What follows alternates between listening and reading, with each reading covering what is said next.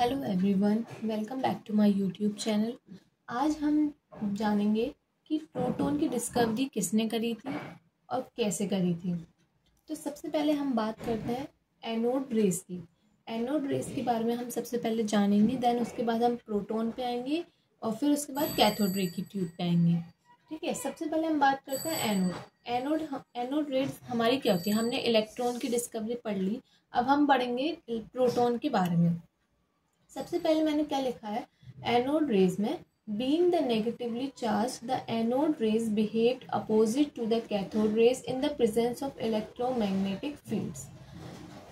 Anode rays जो थी वो हमारी नेगेटिव चार्ज थी, कैथोड रेज जो होती है वो हमारी पॉजिटिव चार्ज होती है। ठीक है, तो नेगेटिवली चार्ज की वजह से, नेगेटिवली चार्ज्ड है तो जो एनोड रेज थी वो अपोजिट बिहेवियर दिखा रही थी कैथोड रे से। मतलब जैसे कि अगर कैथोड रेज पॉजिटिव से नेगेटिव जा रही थी तो एनोड रेज नेगेटिव से पॉजिटिव जा रही थी, तो ये अपोजिट बिहेवियर हो गया इलेक्ट्रोमैग्नेटिक फील्ड्स की प्रेजेंस में। ठीक है, अब देखिए, अब मैंने दूसरी लाइन में क्या लिखा है, ये कंटिन्यूसली अपोजिट बिहेवियर दिखा रही थी, तो रदरफोर्ड को लगा कि इसके अंदर भी पार्टिकल हो सकता है। मैं बहुत इजी तरीके से समझा रही हूँ, प्लीज़ आप बच्चे कॉपी और या फिर पेन लेके बैठ जाइए और उसको नोट करिए, क्योंकि ये बहुत इंपॉर्टेंट है प्रोटॉन की डिस्कवरी के बारे में। बहुत जितना इजी हो सकता था उतना ही इजी मैं समझा रही हूँ। तो देखिए, नेक्स्ट मैंने क्या लिखा है, ये कंटिन्यूसली अपोजिट बिहेवियर दिखा रही थी, तो रदरफोर्ड को लगा कि इसके अंदर भी पार्टिकल हो सकता है। ये कंटिन्यूसली अपोजिट बिहेवियर दिखाई थी, पॉजिटिव से नेगेटिव जा रही है कैथोड रेज, तो एनोड रेज नेगेटिव से पॉजिटिव जा रही है। तो जो रदरफोर्ड साइंटिस्ट थे उनको लगा इसके अंदर भी कोई पार्टिकल हो सकता है। क्यों अपोजिट बिहेवियर दिखा रही है, जरूरी है पार्टिकल हो सकता है कोई ना कोई।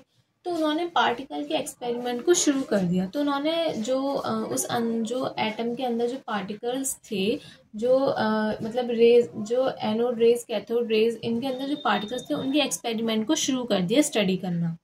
ठीक है, उन्होंने क्या देखा, they travelled in the direction opposite to cathode rays. Cathode rays के अपोजिट ये जो डायरेक्शन कर रहे थे एनोड रेज। ठीक है, कैथोड रेज के डायरेक्शन के अपोजिट एनोड रेज कर रही थी। जैसे कि मैंने आपको बताया पॉजिटिव से नेगेटिव, तो वो नेगेटिव से पॉजिटिव। ठीक है, अब देखिए, अब मैंने नेक्स्ट लाइन क्या लिखा है, in 1919 Ernest Rutherford discovered the new substance particle which was later named as proton. 1919 में जो रदरफोर्ड थे उन्होंने एक न्यू सब्सटेंस पार्टिकल डिस्कवर किया जिसका नाम उन्होंने लेटर हमें प्रोटॉन दिया। ठीक है, प्रोटॉन का पहले हमारा क्या नाम था, एनोड रेज। एनोड रेज के बाद जब उन्होंने और स्टडी किया, जब उनको लगा कि इसके अंदर भी कोई पार्टिकल हो सकता है, तो उन्होंने उस पार्टिकल का नाम क्या दिया, प्रोटॉन। ठीक है, अब देखिए, अब जैसे कि ये मैंने एक फैन बनाया हुआ है, तो ये जो है एनोड रेज जा रही है, एनोड रेज जा रही है, इन पे इसके अंदर कुछ पार्टिकल्स होंगे तभी ये इधर मूव कर रहा है। तो इस इफेक्ट को हम मैकेनिकल इफेक्ट बोलते हैं। सपोज ये कोई फैन है, फैन के इधर जो ये जो जा रही है स्ट्रेट लाइन में, एक बात हमेशा ध्यान रखिए, चाहे वो एनोड रेज होगी चाहे वो कैथोड रेज होगी, दोनों ही स्ट्रेट लाइन में, स्ट्रेट पाथ में वो ट्रेवल्ड करेंगी। कोई भी जिगजैग मोशन नहीं होगा, कोई भी कैसा भी मोशन नहीं होगा, ओनली स्ट्रेट लाइन में ही वो ट्रेवल्ड करेंगी। This is the universal truth. ठीक है, तो इसमें क्या हुआ, अब कोई फैन था, अब वो घूम कैसे रहा है, वो चल कैसे रहा है, तो ये कोई एनोड रेज जा रही हैं, इसके अंदर भी कुछ पार्टिकल्स होंगे, तो ये इन पे फोर्स लगा रही है कि इनको हिट कर रही है, तभी ये पंखा घूम रहा है। तो इस इफेक्ट को हम मैकेनिकल इफेक्ट बोलते हैं। ठीक है, अब देखिए, नेक्स्ट मैंने क्या लाइन लिखी है, a proton has a unit positive charge, it is the fundamental particle of atom and is represented by P+। Electron को हमने ई नेगेटिव करके डिनोट किया था, क्योंकि उस पर नेगेटिव चार्ज था, इस पे पॉजिटिव चार्ज है, एनोड रेज हमारी पॉजिटिव चार्ज होती है, तो इसको हमने एनोड रेज को ही हम प्रोटॉन बोलते हैं, तो इसको हमने क्या दिया, पॉजिटिव चार्ज। पॉजिटिव चार्ज होता है और ये रिप्रेजेंटेड करते हैं हम P+ से। ठीक है, अब बात करते हैं हम डिस्कवरी ऑफ प्रोटॉन। प्रोटॉन की डिस्कवरी की बात करते हैं कि हम सबसे पहले मैंने क्या लिखा है, let's we talk about discovery of proton. We know the first subatomic particle was an electron. हमें पता है कि जो सब एटॉमिक पार्टिकल है वो हमारा इलेक्ट्रॉन है। ठीक है, तो electron was negative charge. Electron जो था वो हमारी नेगेटिव चार्ज था। तो when we touch it feels current. अब देखिए, अब कोई भी चीज है उसमें अगर हमारा नेगेटिव चार्ज होगा, नेगेटिव चार्ज का ही मतलब होता है कि करंट को कैरी करना, तो उसमें करंट होगा, तो जब हम उसको हाथ लगाएंगे तो हमें वो करंट फील होगा उसमें। तो ऐसे ही हमारा सब एटॉमिक पार्टिकल हमने डिस्कवर किया था इलेक्ट्रॉन, जो हमने पहले लेक्चर में पढ़ा था इलेक्ट्रॉन के बारे में। वो नेगेटिव चार्ज कैरी करता है, नेगेटिव चार्ज कैरी करने की वजह से उसके अंदर करंट था, तो जब हम उसे टच करते थे तो उसमें करंट लगता था। ठीक है, but this is not done, ऐसा हुआ नहीं। जब हमने उसको टच किया, जब उस एटम को टच किया हमने, तो हमें करंट नहीं लगा। So scientist thinks that when there is a negative charge in atom, there is a positive charge also. तो साइंटिस्ट जो थे उन्होंने सोचा कि ये कैसे हो रहा है। तो उन्होंने ये सोचा कि जब इस एटम के अंदर नेगेटिव चार्ज है तो कहीं ना कहीं पॉजिटिव चार्ज भी होगा, जो कि उसे काउंटर या फिर बैलेंस या फिर न्यूट्रलाइज कर रहा है, तभी हमें करंट नहीं लग रहा है। ठीक है, तो आप देखिए, एक चीज समझने की कोशिश करिए कि अगर कोई, तो जब साइंटिस्ट ने सोचा कि इसके अंदर जो एटम के अंदर नेगेटिव चार्ज, तो कहीं ना कहीं पॉजिटिव चार्ज होगा, जो इस दोनों चार्ज को बैलेंस मतलब मेंटेन कर रहा होगा, काउंटर कर रहा होगा, जिसकी वजह से हमें करंट नहीं लग रहा होगा। ठीक है, तो प्रोटॉन की डिस्कवरी हमारी ऐसे हुई। अब हम बात करते हैं एनोड रेस की। एनोड रेस के बारे में हम बात करेंगे। तो सबसे पहले हम एनोड रेस में हम सबसे पहले पढ़ेंगे कि in 1886 E. Goldstein carried out an electrical discharge in modified cathode ray tube। 1886 में जो ई गोल्डस्टीन थे, हमारे रदरफोर्ड आ गए, फिर हमारे फिर हमारे गोल्डस्टीन आए, फिर मिलिकन्स आए, फिर उसके बाद हमारे अर्नेस्ट गोल्डस्टीन थे। उन्होंने क्या किया, जो इलेक्ट्रिकल डिस्चार्ज ट्यूब थी जो हमने इलेक्ट्रॉन के डिस्कवरी के टाइम पे यूज़ करी थी, उसमें थोड़ी सी चेंज किए। ठीक है, जिसको हमने कैथोड रे ट्यूब बोला था। ठीक है, उन्होंने क्या देखा, सेकंड पॉइंट मैंने क्या लिखा है, he discovered new radiation in gas discharge and named them as a canal raise.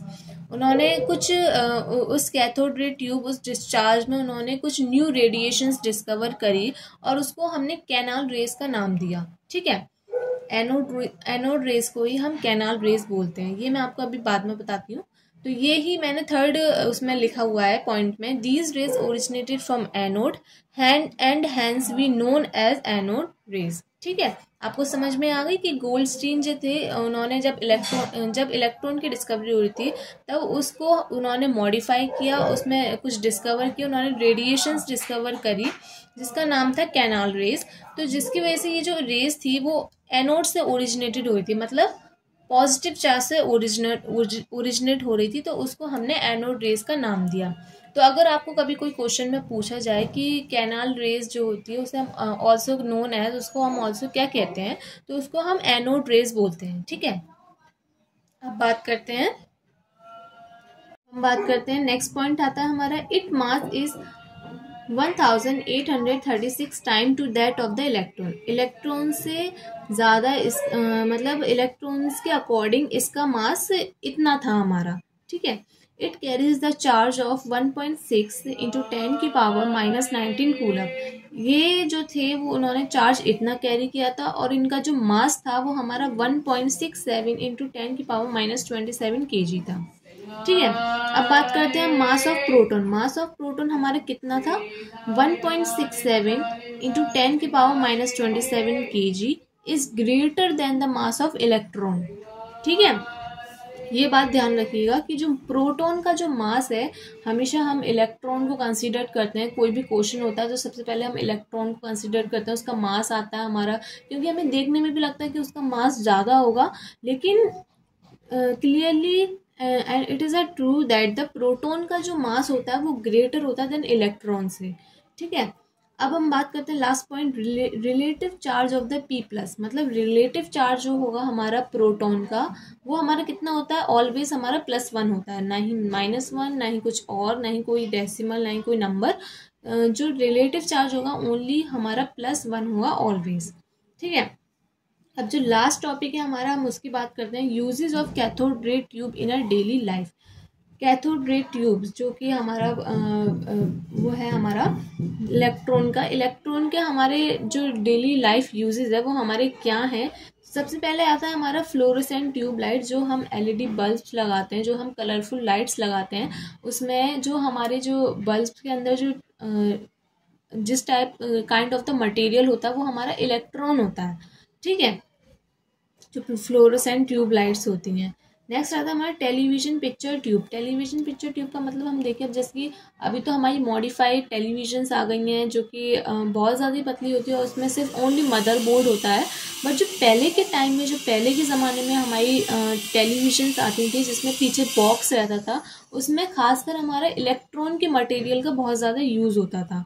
तो दो जो मेजर यूज़ है हमारे कैथोड रेज की, वो ये है कि सबसे पहले वो फ्लोरोसेंट ट्यूब लाइट्स में यूज़ हुआ करता था। देन नेक्स्ट वो है हमारा टेलीविजन पिक्चर ट्यूब में यूज़ हुआ करता था। ठीक है, तो आपको मैंने आज प्रोटॉन की डिस्कवरी के बारे में बताया, बहुत ही इजी तरीके से बताया, जिससे एक मतलब सिंगल बच्चा हमारा बहुत अच्छी तरीके से समझेगा। प्लीज़ इसको आप चाहें तो स्क्रीनशॉट कर लीजिएगा। तो प्लीज़ अगर आपको मेरी वीडियो पसंद आई तो प्लीज़ चैनल को लाइक करें, सब्सक्राइब करें एंड शेयर करें। Thank you.